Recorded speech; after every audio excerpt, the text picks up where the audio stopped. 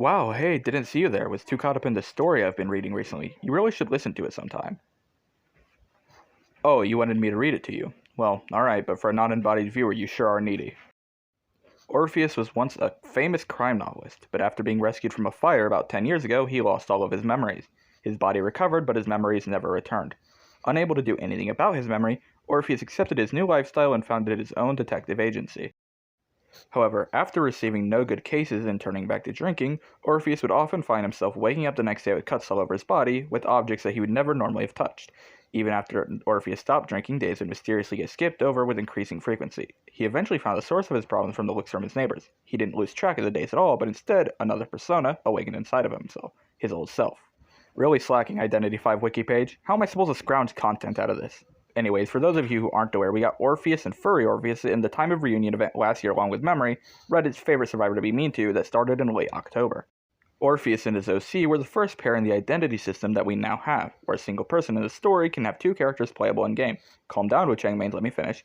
One of which is a survivor and the other of which is a hunter. Let's start off with the more attractive one of the pair, Orpheus's Discord profile picture. Let's go quickly, this is a double feature and I can only keep your attention for so long with this quality. Poaching increases Nightmare's movement speed by 10% whenever he's not in a chase, boosting you from 4.64 meters per second to a whopping 5.104 meters per second. Or at least that's what the gremlins who run the Identity 5 wiki are telling me. Poaching is a very simple trait that sets up Nightmare's playstyle very well. Giving you the option to move around the map more quickly lets you play just a bit more aggressively than some other hunters, which plays into his first ability, Spy.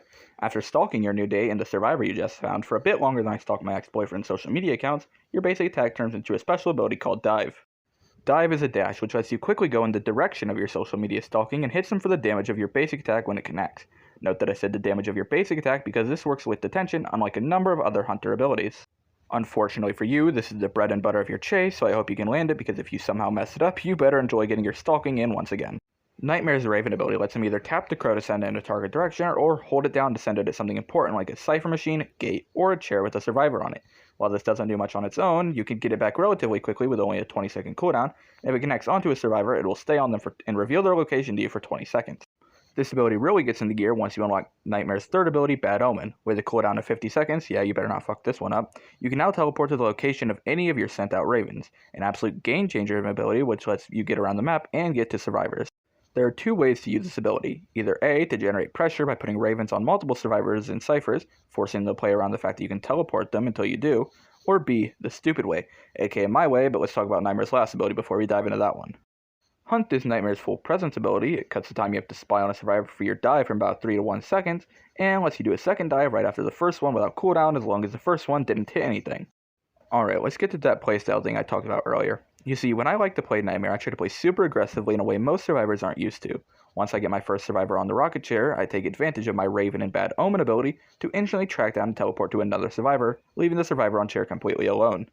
The main reason for this, beyond it just being more fun for me personally, have some goddamn joy in your life, is the amount of pressure this can provide on a team of survivors if you can down the first one fast enough. Not only do you have one survivor chaired, but you're now chasing a new one, and a third survivor has to come for a rescue, leaving only one survivor who's able to decode.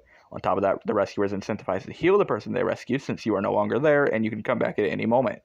Though I should warn you, don't try to do this too often, unless of course you're a god tier nightmare, in which case... Why are you here in the first place? Get back to ranking. You have better things to do than listen to me ramble with the fursona on screen.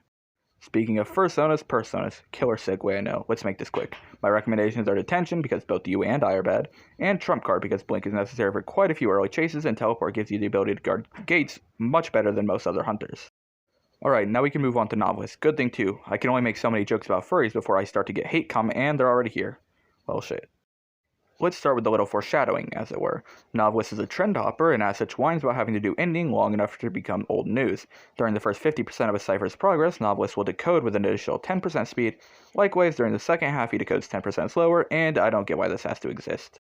Now, don't get me wrong, I'm sure this would probably have some use in higher rank or competitive where transitioning is super common, but not only is Novelist not competitively viable, he's not very viable in higher rank either due to his weaker abilities, but overall a relatively inoffensive part of his kit. Next, we'll cover Outline, since his two remaining abilities are much easier to talk about if we do this one first.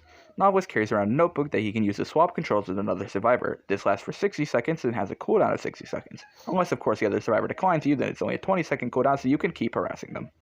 Whenever you swap to a survivor, you get a 50% speed boost for 3 seconds, which is very useful to quickly get an advantage in the chase you just voluntarily put yourself in. Outline isn't very good, but it does have its occasional use and should be kept in mind. Next, we'll cover Resonance, and we already covered Resonance. God damn it, I keep doing this. Oh well, there's still one part I haven't mentioned, and that's the 10% speed boost you get when swapping with the Hunter. Oh yeah, swapping with the Hunter. Metaphor is a very ironic name for this ability, because unlike actual metaphors, this usually does something.